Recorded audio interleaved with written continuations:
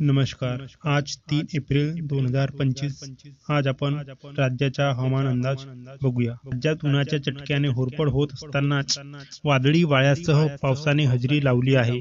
आज 3 तारखेला विदर्भात काही ठिकाणी वादळी पाऊस आणि गारपीट होण्याची शक्यता असल्याने दक्षतेचा इशारा ऑरेंज अलर्ट आहे.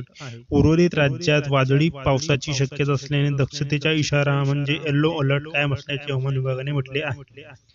नैऋत्य मध्य प्रदेश आणि परिसरावर चक्राकार वारे वाहत आहेत. कोकणापासून लक्षद्वीपपर्यंत हवेचा कमी दाबाचा पट्टा सक्रिय आहे. अरबी समुद्र आणि बंगालच्या उपसागरावरील बाष्पयुक्त वाऱ्याचा संगम होत असल्याने राज्यात वादळी पावसाने हजेरी लावली आहे. सातारा जिल्ह्यातील कराड येथे 50 मिलीमीटर तर 20 मिलीमीटर, कोल्हापूर तेथील राधानगरी येथे 10 मिलीमीटर पावसाची नोंद झाली आहे. आज 3 तारखेला विदर्भातील चंद्रपूर, अकोला, अमरावती जिल्ह्यांना वादळी पाऊस गारपिटीची शक्यता असल्याने दक्षतेचा इशारा ऑरेंज अलर्ट देण्यात आलेला आहे.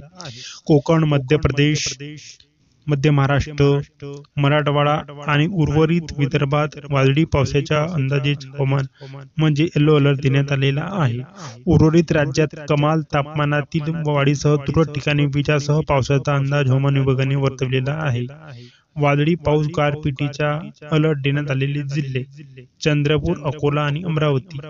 वादळी पावसाचा येलो अलर्ट देण्यात आलेले जिल्हे: ठाणे, रायगड, सिंधुदुर्ग, अहिल्यानगर, पुणे, सातारा, सांगली, कोल्हापूर, सोलापूर, बीड, परभणी, हिंगोली, नांदेड, धाराशिव, लातूर, बुलढाणा, वाशिम, यवतमाळ, वर्धा, नागपूर, भंडारा, गोंदिया आणि गडचिरोली.